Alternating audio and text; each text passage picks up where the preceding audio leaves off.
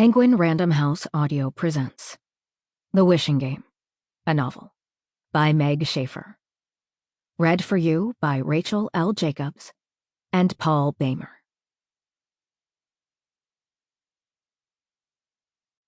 Prologue. May. Every night, Hugo went for a walk on the 5 o'clock beach.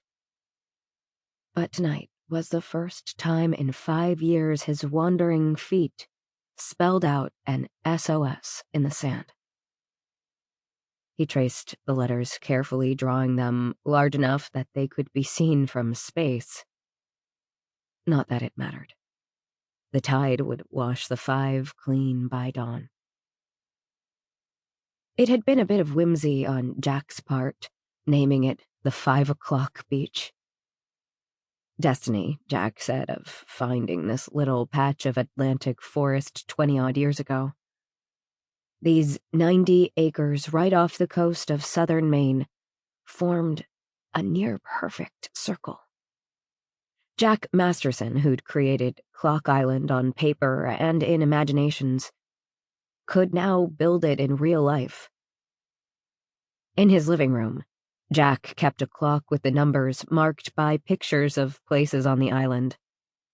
The lighthouse at the 12, the beach at the 5, the guest house at the 7, the wishing well at the 8, which led to conversations like, "Where are you going?" 5 o'clock. "When will you be back?" "By the lighthouse." Places were times. Times were places. Confusing at first, then charming.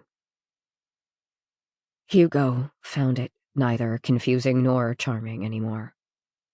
One could go mad living in a house like that. Maybe that's what happened to Jack.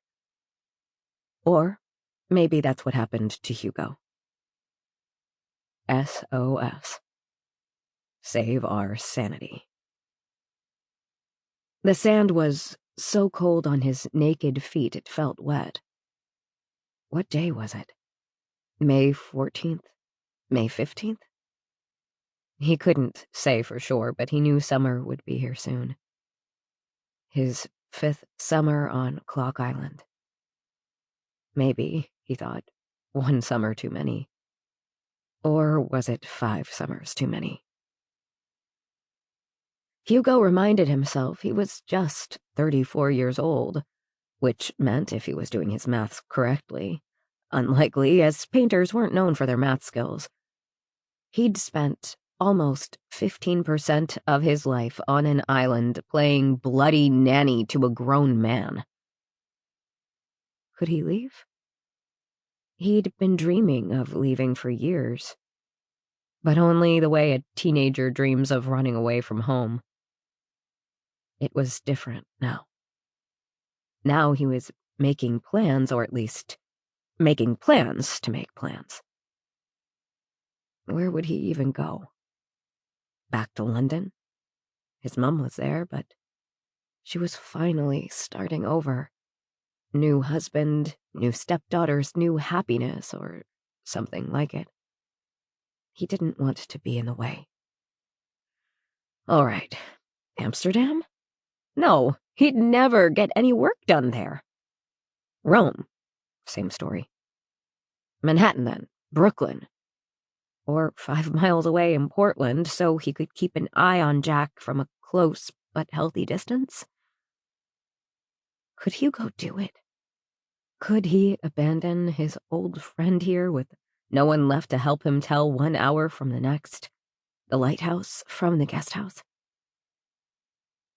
If only the old man would start writing again. Pick up a pen, a pencil, a typewriter, a stick to write in the sand, anything. Hugo would even take dictation if Jack asked him to. And he had offered. "Please, for the love of God, Charles Dickens and Ray Bradbury," he'd said to Jack as recently as yesterday. "Write something, anything. Wasting talent like yours is like burning a pile of money in front of a poorhouse. It's cruel and it stinks." They were the very words Jack had thrown into his face years ago, back when Hugo was the one drinking his talent to death. They were just as sharp and true now as they were then. Millions of children out there, and former children too, would weep with joy if Jack Masterson ever published a new book about Clock Island and the mysterious mastermind who lived in the shadows and granted wishes to brave children. Jack's publisher regularly sent boxes of fan mail to the house. Thousands of children urging Jack to write again. SOS, those letters begged. Save our stories. But Jack had done nothing for 5 years but futz around in his garden, read a few pages of a book, take a long nap, drink too much wine at dinner, and fall into his nightmares by the time the little hand was on the 9 o'clock dock. Something had to change. Soon.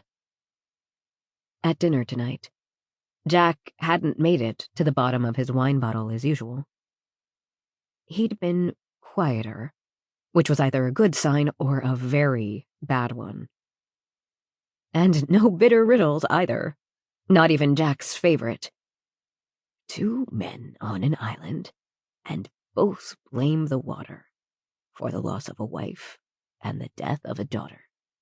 But neither ever married, and neither is a father. What is the secret of the girls and the water? Too much to hope that Jack was coming out of it. Finally, Hugo strode across the sand to the edge of the tide. He let the waves creep up close to his toes, but no further. He and the ocean weren't on speaking terms anymore. Was this eccentric? Yes, but that was fine. He was a painter. He was supposed to be eccentric. Once, he'd loved the ocean. Loved seeing it every morning, every night. Seeing all its facets, all its faces. Not many people knew what the sea looked like in all seasons, under all phases of the moon. But he did. Now he knew the ocean was as dangerous as a sleeping volcano. At peace. It was magnificent. But when it wanted to, it could bring down kingdoms. 5 years ago, it had brought low the small, strange kingdom of Clock Island. Jack might believe in wishing, or he had once upon a time. But Hugo didn't. Hard work and dumb luck got him to where he was. Nothing else. But tonight, Hugo wished, and wished hard, that something would shake Jack from his apathy, break the spell, give him a reason to write again. Any reason.